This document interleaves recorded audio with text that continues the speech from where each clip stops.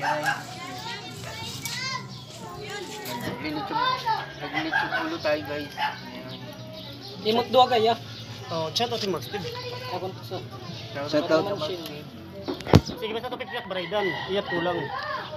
Yan yung taga-birigit kuwan. Taga-birigit kitchen ulo. Ayaw na pinulat.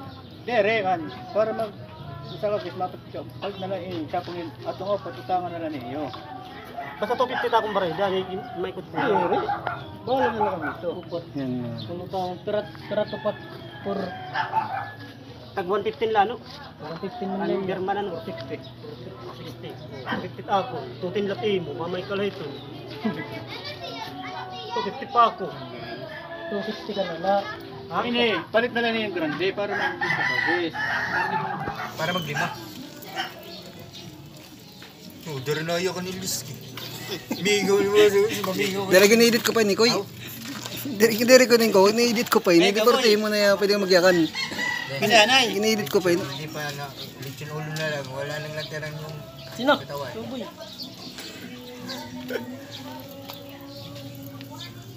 Ayan. Mula gabi. Sa barangay ski. Hayay! 260. 260 lang ka baraydan. Ayan. Pakitaan niya ako para na kumita. Ayaw ko bakit naman. Ay! Eh, hindi guys, kaway. Para YouTube. Kaway, Koy. Para YouTube. Pero tako na. 260 na la. 260 ako baraydan. Same si vlog oh. Kung 30 na liwat to. Dito man takot para do ka isa ka guys. Ha? Ayaw kang Ano good? Amo na ito para 260 na baraydan. Kuha na nga tunupat. Wala pa nga kay boss. Hindi ko panchindi. Kaya mo nga, Ini para makuha papalit mo niyo yung ito duha. Para at ko na upat. Para mag-usa ka Ini mas guys. mabayad liwat. Ini Amo palit. ito nga pat. Atong opat 260 ako. So yan, nag-enjoy kami. Dito kami sa beach na. Yan. Tapos na kami magluto ng lechon mga par. Nandito naman kami. Then si Makoy. So nag-enjoy, kumakain kami ng salad na binigay sa amin. Ang sarap-sarap ng salad naman yan. Yan. Tsaka yung tuba na binigay na kapatid ko. Diyan, matagi kaming tuba. So sino mahilig sa tuba dyan? So enjoy lang. Yan. Kita nyo naman. So habang nag-enjoy, nagpapa-picture, video. Tinumang gwapo talaga namin dalawa. Ang lupet. Kagwapo namin. Si Makoy. Lalo si Makoy yan. Laki na ng, ininom na yan. So parang lakas ng tama. Tinuturo pa kami. Tinuturo namin. Lakas ng laban namin dyan. Nakita nyo na para. So enjoy lang habang umiinom. Napakalupet. Yan. Wait. Makoy. Yan naman nakikita nyo naman. Ayot niya nga. So mapula na siya. Parang maluluto na ata yung baboy. Pero hindi pa kasi nga medyo mapula pa lang. So pinapahiran namin ng niyang coke para sabi nila pampasarap daw ang coke. Kapag nilalagyan nyo ng coke, ang lechon is sumasarap daw. Yun ang sabi nila. So trinay namin. Try lang. So yan yung tropa ko. Yan yung ikot-ikot ng lechonin na oro ng baboy. Napakalupet. Yan. So hindi pa yan luto. Ganun naman yung itsura. So medyo mapula lang kasi pinahiran namin coke. So yung loob niyan is hindi pa luto. So more than ata mga 6 hours, 7 yung paano maluto yung yung ulo ng baboy. So matagal-tagal yan mga par naluto.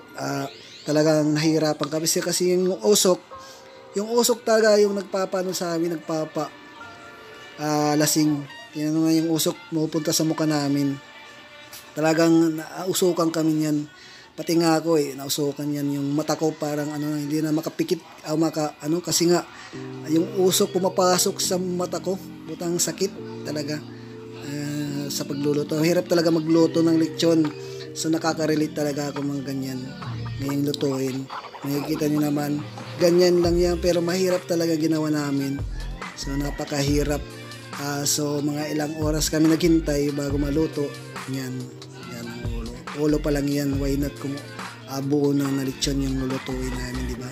So talagang mahirap magluto ng lechon. So nakaka-relate ako. Kaya mga ganun, swerte lang kapag maganda yung pagkakaluto. Yan, sigurado masarap yan.